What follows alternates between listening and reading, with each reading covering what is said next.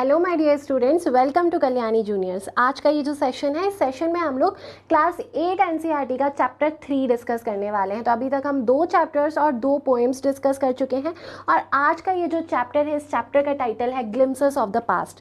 तो आपने देखा था चैप्टर फर्स्ट में भी हमने पास्ट से रिलेटेड एक बात देखी थी, हमने वर्ल्ड वॉर फर्स्ट के बारे में बात की थी। यहाँ पर भी हम पास्ट से रिलेटेड एक बात करने वाले हैं, लेकिन खास बात ये रहने वाली है कि ये जो पास्ट है ये हमारे इंडिया का पास्ट होने वाला है। तो हम वो सारी चीज़ें देखने वाले हैं कि किस तरीके से ब्रिटिशर्स ने इंडिया पर रूल किया था, कैसे उन्होंने अपने पैर जमाए थे हमारे इंडियन सब कॉन्टिनेंट पर, और फिर फ्रीडम स्ट्रगल में हम लोगों ने, हमारे जो पूर्वज हैं या फिर हम बोल सकते हैं जो फ्रीडम फाइटर्स हैं, उन्होंने क्या क्या स्ट्रगल्स को झेला। तो ये सारी बातें आज होने वाली हैं the glimpses of the past में। स्टार्ट करते हैं हमारे चैप्टर को। तो स्टार्टिंग में, जैसा कि आप जानते हैं, एनसीईआरटी की बुक में किसी भी चैप्टर के बिगिनिंग में बिफोर यू रीड का सेशन एक होता है। तो ये जो बिफोर यू रीड है, इसमें क्या लिखा हुआ है, Here are some pictorial glimpses of the history of our country from 1757 to 1857। तो कब से कब तक का टाइम पीरियड हम देखने वाले हैं? 1757 से 1857 का टाइम पीरियड देखने वाले हैं।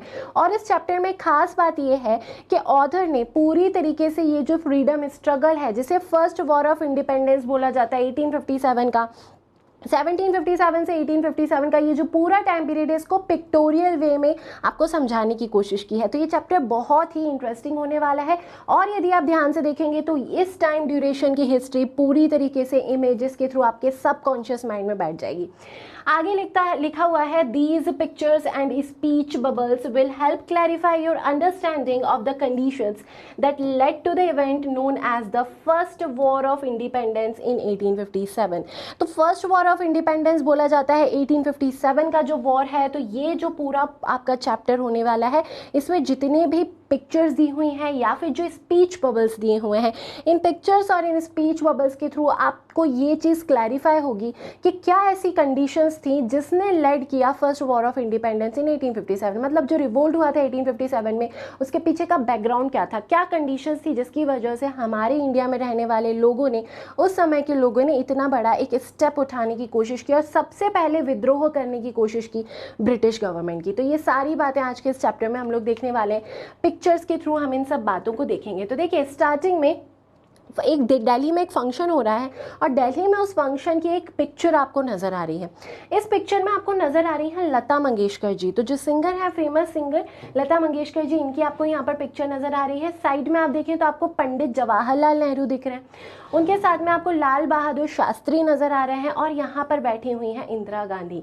तो 3 लोग आपको नज़र आ रहे हैं। टोटल ओवरऑल देखा जाए तो 4 लोग आपको नज़र आ रहे हैं। स्टेज पर ये कोई इंपॉर्टेंट फंक्शन हो रहा है और यहाँ पर लता मंगेशकर जी हमारी जो मार्टियर्स हैं उनके लिए एक सॉन्ग पेश कर रही हैं। उनकी याद में ये जो पूरा फंक्शन है, इस फंक्शन को ऑर्गेनाइज किया गया उनको श्रद्धांजलि देने के लिए। तो यहाँ पर लता मंगेशकर जी एक बहुत ही फेमस गाना गाती हैं जो आपने सुना भी होगा, ऐ मेरे वतन के लोगों। तो ऐ मेरे वतन के लोगों यहाँ पर लता मंगेशकर जी गाती हैं और उसी का जो इंग्लिश वर्जन है वो यहाँ पर एनसीईआरटी में स्टार्टिंग में इस चैप्टर में आपको दिया हुआ है। ओ माई कंट्री मैन, ऐ मेरे वतन के लोगों, let your eyes fill with tears, ज़रा आँख में भर लो पानी, as you recall the sacrifices of India's martyrs, जो शहीद हुए हैं उनकी ज़रा याद करो कुर्बानी। तो ये जो सॉन्ग है, ये ओपनिंग इस चैप्टर की भी है और ये जो फंक्शन है, इस फंक्शन की भी ओपनिंग इसी से हुई थी। इसके अलावा आप यहाँ पर देखें तो नीचे आपको कुछ हमारे फ्रीडम फाइटर्स का स्ट्रगल नज़र आ रहा है। फ्रीडम फाइटर्स में से कुछ इंपॉर्टेंट फ्रीडम फाइटर्स के फोटोज़ आपको नज़र आ रहे हैं। जैसे यहाँ पर आपको महात्मा गांधी जी दिख रहे हैं, पंडित जवाहरलाल नेहरू दिख रहे हैं, भगत सिंह जी दिख रहे हैं, सुभाष चंद्र बोस दिख रहे हैं। तो ऐसे फेमस हमारे फ्रीडम लीडर्स आपको नज़र आ रहे हैं। ठीक है, तो ये सारा आपका ओपनिंग हो गया चैप्टर का। अब आगे बढ़ाते हैं हमारे डिस्कशन को। चैप्टर में आगे लिखा हुआ है, देखिए आपको ये एक मैप दिया हुआ है और इस मैप में लिखा है, with its superior weapons the British East India Company was extending its power in 18th century India. अब देखिए, यदि देखा जाए कि ब्रिटिशर्स किस तरीके से हमारे देश में आए थे, तो वो हमारे देश में डायरेक्टली रूल करने नहीं आए थे, उन्होंने कोई अटैक नहीं किया था। जनरली उस समय ऐसा होता था कि जब भी किसी को शासन करना होता था किसी टेरिटरी पर, तो वो राजा, वो पर्टिकुलर रूलर क्या करता था, उस टेरिटरी पर अटैक करता था। तो लोगों के माइंड में ये बात क्लियर होती थी कि अटैक हो रहा है, मतलब ये शासन क्या करेगा, हम ये शासक हमारे ऊपर शासन करेगा। ये सारी चीज़ें माइंड में क्लियर होती थी। लेकिन ब्रिटिशर्स ने ऐसा कुछ नहीं किया था। वो व्यापार करने की पॉलिसी लेकर आए थे हमारे भारत में। तो उनका उद्देश्य, मेन मोटिव क्या था? व्यापार करना। तो उन्होंने हमारे यहाँ के जो रूलर्स थे उनसे परमिशन भी ली थी व्यापार करने की। तो ईस्ट इंडिया कंपनी सबसे पहले उन्होंने इस्टेब्लिश करने के लिए वो इंडिया में आए थे और उसी की परमिशन उन्होंने मांगी थी यहाँ पे जो रूलर्स थे उनसे।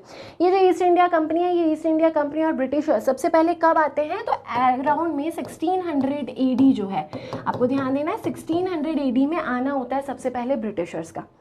अब फिर धीरे धीरे क्या होता है कि ये ब्रिटिशर्स धीरे धीरे करके अपने पैर पसारना स्टार्ट करते हैं और ये एक कोऑपरेटिव सोसाइटी, या फिर आप बोल सकते हैं कि व्यापार से जो ट्रेडिंग एक इनकी कम्युनिटी थी उससे ये किस में एंटर करते हैं? रूलिंग कम्युनिटी में एंटर करते हैं। तो किस तरीके से एंटर करते हैं वही सारी चीज़ें हम देखेंगे। अब आप देख सकते हैं कि 1600 AD में ये आए तो थे केवल एक व्यापार करने के लिए और उन्होंने एक फैक्ट्री इस्टेब्लिश करने की परमिशन मांगी थी यहाँ के रूलर से। लेकिन 1600 से 1765 का जो टाइम पीरियड है, इतने बड़े टाइम पीरियड में, इस टाइम ड्यूरेशन में इन्होंने क्या किया था? इनके सुपीरियर वेपन्स के साथ और इनकी एडमिनिस्ट्रेटिव पॉलिसीज के साथ इन्होंने लगभग पूरा हमारा जो भारत है उस पूरे भारत पर इन्होंने शासन करने की कोशिश करना ये स्टार्ट कर दिया था। 1765 में यदि देखा जाए तो आप देख सकते हैं कि ये जो येलो वाला पार्ट है, ये येलो वाला पार्ट आपको दिख रहा है जो इंडियन प्रिंसेस हैं, जो इंडियन प्रिंसली स्टेट्स उस समय हुआ करते थे जहाँ पर इंडिया के रूलर्स का शासन था, वो आपको ये येलो पार्ट में नजर आ रहा है। और ब्रिटिश का शासन आपको दिख रहा है यहाँ पर, ये जो पिंक पिंक वाला पोर्शन दिख रहा है, यहाँ पर ब्रिटिश का शासन स्टार्ट हो गया था। तो धीरे धीरे करके आपको ध्यान देना है कि ये किस तरीके से आए थे? व्यापारी बन के आए थे और फिर इन्होंने धीरे धीरे करके अपने पैर पसारना शुरू करे और इन्होंने फिर रूल करना स्टार्ट किया। तो यहाँ की ये जो टेरिटरीज हैं इनको इन्होंने सबसे पहले अपने कब्जे में लिया था। उसके बाद आगे लिखा हुआ है कि देखिए ऐसा ये क्यों कर पाए? ऐसा इसलिए कर पाए क्योंकि इंडिया के जो प्रिंसेस थे, ये करने तो व्यापार आए थे, लेकिन इंडिया के जो प्रिंसेस थे उनको पता था कि इनके पास बहुत ही ज़्यादा एडवांस्ड वेपन्स हैं। और इंडिया की यदि बात की जाए तो आपने अभी देखा कि यहाँ पर इतनी सारी ये प्रिंसली स्टेट्स हैं। तो प्रिंसली स्टेट्स का काम क्या है कि वो क्या करेंगी? एक दूसरे पर शासन जमाने की कोशिश करेंगी, अपनी जो नेबरिंग टेरिटरी है उस पर अटैक करेंगी और उसका साम्राज्य अपने साम्राज्य में मिलाने की कोशिश करेंगी। अब इसी चक्कर में क्या होता था कि जो कॉमन मैन है, वो कॉमन मैन बहुत ज़्यादा परेशान होता था। और ये जो प्रिंसेस थे, ये प्रिंसेस में आपको यूनिटी कहीं से कहीं तक नज़र नहीं आ रही, कोई किसी की हेल्प नहीं करता था, बल्कि ये कोशिश करता था कि वो पास में जो हमारी नेबरिंग टेरिटरी है वो भी हमारे कब्जे में आ जाए, तो किसी तरीके से हम कुछ ना कुछ ऐसा करें कि हम उस पर अटैक करें, उसको कैसे भी हरा के हम उसको अपने कब्जे में कर लें, उस पर हमारा शासन लागू हो जाए। इस तरीके की हरकतें चल रही हैं जो पूरा इंडिया है उसमें। यही बात लिखी हुई है कि ये जो इंडियन प्रिंसेस थे ये क्या हुआ करते थे? ये शॉर्ट साइटेड हुआ करते थे। अब यहाँ पर लिखा हुआ है, ये जो आपको स्पीच बबल दिख रहा है इसमें लिखा हुआ है दैट अपस्टार्ट राजा बाह call the English merchants, they will help me to defeat him. अब देखिए एक शासक यहाँ पर बैठे हुए, एक रूलर आपको यहाँ पर नजर आ रहे हैं और किसी राजा बाह की ये बात कर रहे हैं जो इनका नेबरिंग टेरिटरी का राजा है। और ये क्या बोल रहे हैं अपने दरबारियों से कि आप ब्रिटिशर्स को लेकर आओ, जो ब्रिटिश मर्चेंट्स हैं, इंग्लिश मर्चेंट्स जो हैं उनको लेके आओ, उनकी मदद से मैं क्या करूँगा, मेरा ये जो कॉम्पिटिटर है राजा बाह, इसको मैं डिफीट करूँगा। क्यों डिफीट करूँगा? क्योंकि इन्हें पता था कि जो इंग्लिश मर्चेंट्स हैं उनके पास एडवांस स्किल्स हैं, मिलिट्री स्किल्स हैं और साथ ही साथ उनके पास बहुत अच्छे वेपन्स हैं, जिन वेपन्स की मदद से ये आसानी से इनके जो कॉम्पिटिटर हैं राजा बाह उनको ये अप्रूव कर सकते हैं और उनको डिथ्रोन करके उनकी जो टेरिटरी है उसको अपने कब्जे में कर सकते हैं।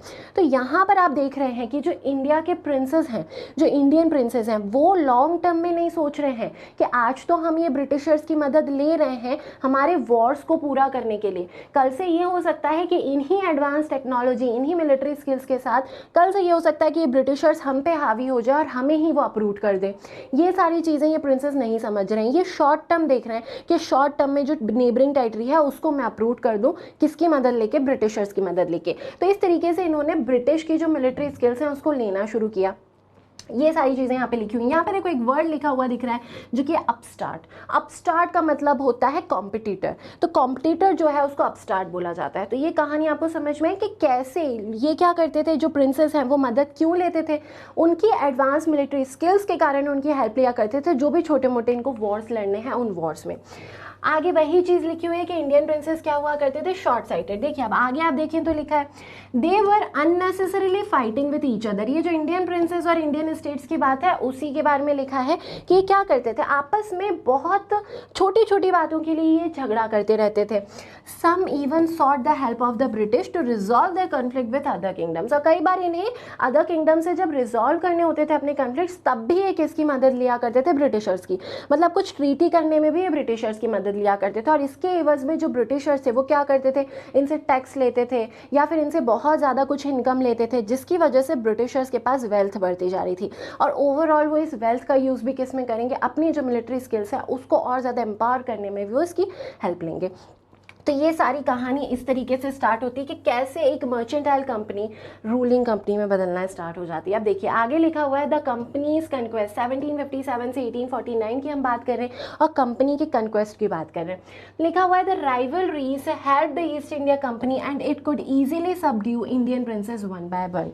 अब ये जो राइवलरीज हैं, ये जो आपस की इंडियन प्रिंसली स्टेट्स के बीच की जो राइवलरीज, जो दुश्मनी है, उसने कहीं ना कहीं ये जो ईस्ट इंडिया कंपनी है, इस ईस्ट इंडिया कंपनी की मदद की, उनकी मिलिट्री स्किल्स को और ज़्यादा एम्पावर किया, और इन्होंने आसानी से फिर धीरे धीरे करके ये इंडियन प्रिंसली स्टेट्स को ही, जो इंडियन प्रिंसेस हैं उनको ही सबड्यू करना शुरू हो गए। तो ये बन गए हैं, इनको हेल्प किसने की, जो इंडियन प्रिंसेस हैं, जो इंडियन प्रिंसली स्टेट्स हैं, उन्होंने ही इन्हें हेल्प की है। आगे जो कहानी आगे कहती है यही चीज़ जो राइवलरीज है उसने ईस्ट इंडिया कंपनी की हेल्प की दूसरे जो प्रिंसेस हैं उनको सबड्यू करने में। अब आगे देखो आप, तो in the mean time the East India company took complete advantage of this fact. अब ये जो आपस में झगड़ा हो रहा था, इस फैक्ट का बहुत अच्छी तरीके से फायदा उठाती है जो ईस्ट इंडिया कंपनी है वो। The British strictly followed the policy of divide and rule. इसके बाद आपको ये भी ध्यान देना है कि ब्रिटिशर्स ने बहुत स्ट्रिक्टली एक डिवाइड एंड रूल पॉलिसी को अपनाया। उन्होंने पहले क्या किया कि ये जो प्रिंसली स्टेट्स थे वो आपस में ही, जिस टेरिटरी में इनका कारखाना होता था, उसके प्रिंस को, उसके किंग को ये थोड़ा सा बहकाने की, भड़काने की कोशिश करते थे नेबरिंग टेरिटरी के लिए। और इस तरीके से ये क्या करते थे, आपस में फूट डालते थे जो इंडिया के प्रिंसेस हैं और रूल करने की कोशिश करते थे। तो हमेशा इन्होंने क्या किया, डिवाइड एंड रूल पॉलिसी को अपनाया। बाद में आप जाके देखेंगे कि इन्होंने ये जो डिवाइड एंड रूल पॉलिसी है, ये हिंदू और मुस्लिम जो अलग अलग रिलीजियंस हमारे इंडिया में थे, उनमें आपस में झगड़ा करवाने के लिए भी इन्होंने ये जो डिवाइड एंड रूल पॉलिसी है इसी को अपनाया था। And they also understated the princess of many Indian states. और इस तरीके से इन्होंने काफ़ी सारे इंडियन स्टेट्स के जो प्रिंसेस थे उनको अंडरस्टेट किया। Although some people were in favor of the British, there were many who were against them. अब देखिए आप कहीं ना कहीं देख रहे हैं कि जो ब्रिटिशर्स, ये जो प्रिंसली स्टेट्स हैं, ये जो आपस में झगड़ा कर रही हैं, जब वॉर होते हैं तो आप समझ सकते हैं कि कॉमन मैन की पूरी लाइफ तहस नहस हो जाती है, पूरी लाइफ डिस्टर्ब हो जाती है। तो जो कॉमन मैन है वो ये प्रिंसली स्टेट्स के जो झगड़े हैं, जो फाइट्स हैं, उन फाइट्स को लेके पहले ही बहुत ज़्यादा चिंतित रहते हैं।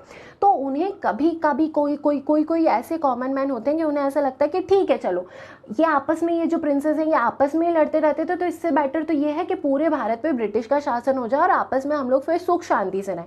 हमें कोई दिक्कत नहीं कि ब्रिटिश हम पे रूल करने लगे। कम से कम ये जो हर रोज़ के जो झगड़े होते हैं कि हमें पता नहीं अगले मंथ हमें कौन से स्टेट से झगड़ा करना है और फिर से पूरा का पूरे रिसोर्सेस उसमें लग जाएंगे, हमारी पूरी लाइफ वैसे ही डिस्टर्ब हो जाएगी। उससे बेटर तो है कि हम ब्रिटिश के रूल के अंडर आ जाएं और सुख शांति से जीवन यापन करें। तो काफ़ी सारे जो कॉमन मैन हैं उनका सोच ये एक तरीके की होती थी। अब इसी बीच में आपने देखा कि जो इंडियन प्रिंसेस है वो कैसे हैं, शॉर्ट साइटेड है। लेकिन उसी टाइम ड्यूरेशन में मैसूर के एक राजा का नाम आता है जिनका नाम है टीपू सुल्तान। तो यही लिखा हुआ है, a far seeing ruler like the brave Tipu of Mysore fought the British till he died fighting. अब टीपू सुल्तान एकमात्र ऐसे शासक उस समय उभर कर आते हैं जो मैसूर के शासक हैं, और ये फार सीइंग है, ये शॉर्ट साइटेड नहीं है, ये कैसे हैं, ये दूरदर्शी हैं और इनको बातें समझ में आती हैं कि ये ब्रिटिशर्स क्या कर रहे हैं, डिवाइड एंड रूल कर रहे हैं और हमको आपस में झगड़ा नहीं करना है बल्कि हमें इन्हें ही अप्रूव करना है। और टीपू सुल्तान से इनके कितने होते हैं, टोटल ओवरऑल देखा जाए तो ये 4 एंग्लो मैसूर वॉर्स होते हैं, जिसमें से 3 एंग्लो मैसूर वॉर में कौन इंक्लूड होता है, टीपू सुल्तान इंक्लूड होता है। और आखिरी ये जो एंग्लो मैसूर वॉर है, इस एंग्लो मैसूर वॉर में जो ब्रिटिशर्स हैं वो छल के साथ जो टीपू सुल्तान है उनको मार डालते हैं। तब तक वो जो आखिरी एंग्लो मैसूर वॉर है तब तक बहुत बहादुरी से टीपू सुल्तान कोशिश कर रहे होते हैं कि ब्रिटिश रूल जो है वो पूरी तरीके से अप्रूट हो जाए हमारे इंडिया से। यही चीज़ यहाँ पर लिखी हुई है। अफार सिंह, तो टीपू सुल्तान कहाँ के थे, मैसूर के थे और ये फार साइटेड रूलर थे। और इन्होंने 1799 में ये चौथा एंग्लो मैसूर वॉर होता है जिसमें इनकी डेथ होती है टीपू सुल्तान की। और तब तक ये आखिरी सांस तक कोशिश करते रहे कि जो ब्रिटिश आर्मी है उसको, जो ब्रिटिश टेरिटरी है, जो ब्रिटिश रूल है, उसको पूरी तरीके से ये लोग खत्म कर दें। अब देखिए आगे जब हम इस चैप्टर में आगे बढ़ते हैं, मूव फॉरवर्ड होते हैं इस चैप्टर में, तो आपको इंडियंस की दो टाइप की सोच समझ में आती है। मतलब दो टाइप की आपकी कम्युनिटीज़ बन गई हैं, दो टाइप के ऐसे ग्रुप्स बन गए इंडियंस में। कुछ ऐसा सोच रहे हैं कि ब्रिटिशर्स जो अच्छा कर रहे हैं वो बहुत अच्छा है, और कुछ ऐसा सोच रहे हैं कि जो कुछ को ये बात समझ में आ रही है कि जो पहले के किंग्स हुआ करते थे वो एटलीस्ट इंडिजिनस थे। इंडिजिनस मतलब देशज थे, वो हमारी कंट्री से बिलोंग करते थे, पहले हम उनके अंडर में रहा करते थे। अब ये जो ब्रिटिशर्स आ गए हैं ये फॉरेनर्स हैं, और कहीं ना कहीं हम किसके गुलाम हो गए हैं, एक विदेशी ताकत के गुलाम हो गए। तो इस दो तरह की सोच आपको उस समय इंडियन सोसाइटी में नजर आती है। तो वही यहाँ पर लिखा हुआ है। आप इस पार्ट में देखें तो देखिए लोग क्या बोल रहे हैं, तीन लोग आपको नजर आ रहे हैं। पहला व्यक्ति बोल रहा है thank God there is peace in the country now, no more wars and no looting by thugs. तो एक व्यक्ति बोल रहा है कि थैंक गॉड, ऊपर वाले का शुक्र है, परमात्मा का शुक्र है कि कहीं ना कहीं ये जो देश है, ये देश जो छोटी मोटे वॉर्स होते थे और जो लूटिंग होती थी ठग्स के द्वारा, उस लूटिंग से और वॉर से मुक्त हो गया। मतलब अब हम पीसफुली जी पा रहे हैं। दूसरा व्यक्ति बोल रहा है it is God who sent the Britishers. दूसरा व्यक्ति बोल रहा है कि भगवान ने हमारी रक्षा के लिए ही ब्रिटिशर्स को भेजा, सुख शांति के दिन देने के लिए हमें ब्रिटिशर्स को भेजा। तीसरा व्यक्ति बोल रहा है destiny is linked with them, हमारी जो डेस्टिनी है, हमारी जो किस्मत है वो उनके साथ लिंक हो चुकी है। तो इस वाले पार्ट में आप देख सकते हैं कि ऐसे लोगों को दिखाया गया है जो ब्रिटिशर्स के फेवर में है।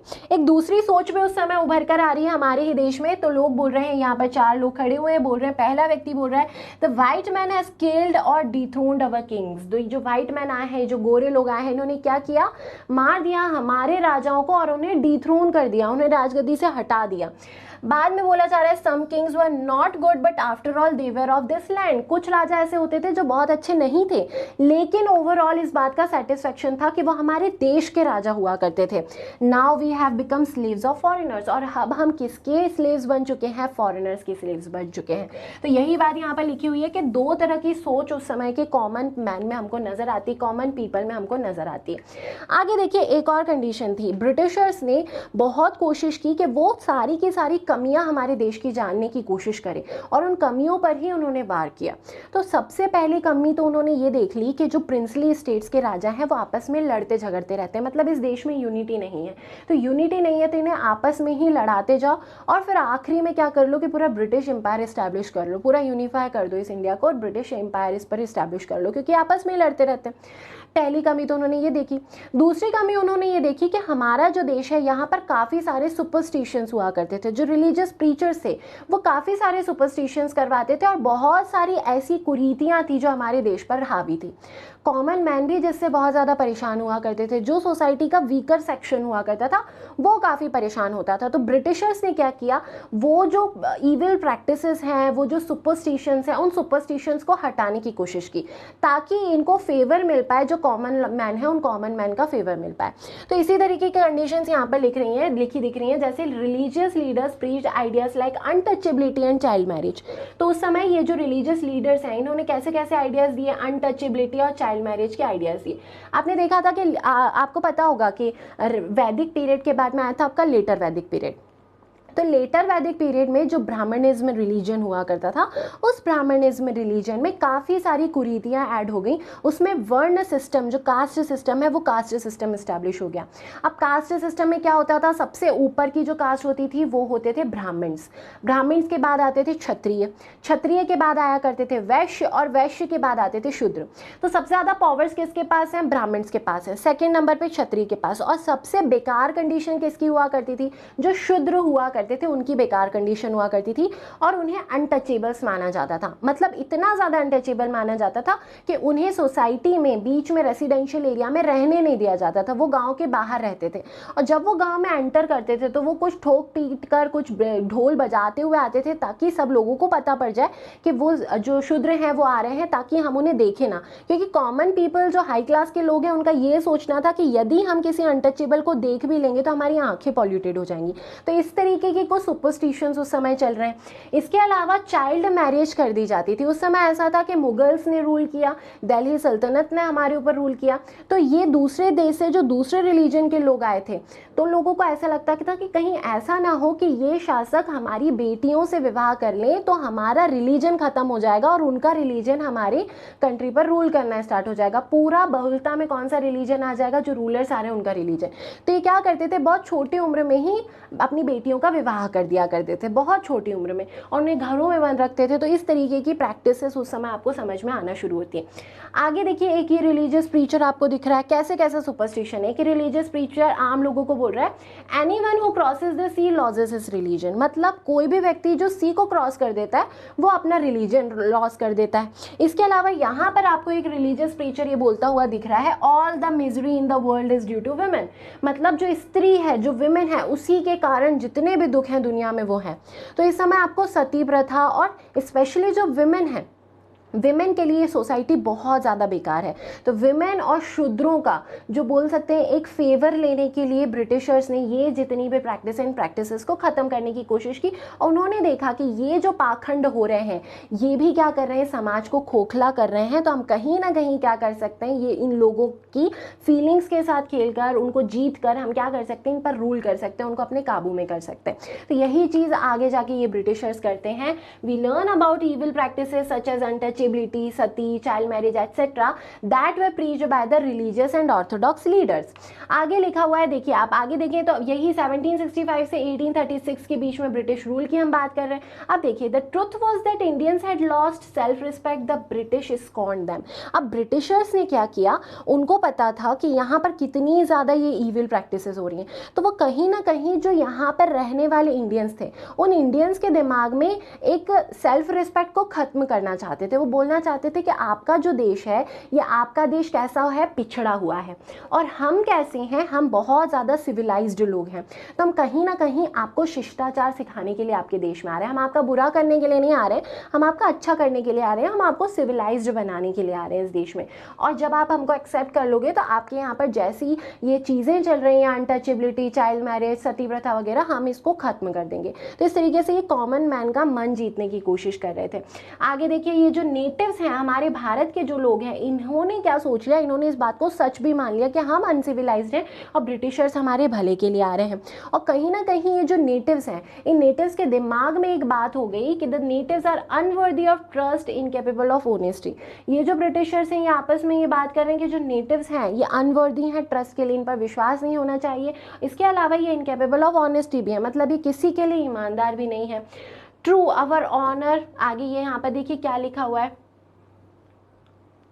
True your honour, I am honest. यहाँ पर क्या बोल रहे हैं, ये जो नेटिव है ये नेटिव बोल रहा है, इनको योर ऑनर बोल रहा है, बोल रहा है कि मैं ऑनेस्ट हूँ, आई एम ऑनेस्ट। तो इस तरीके से ये क्या कर रहे हैं, कॉमन मैन का जो सेल्फ रिस्पेक्ट है उसको खत्म करने की कोशिश कर रहे हैं, उसको गिल्टी फील कराकर।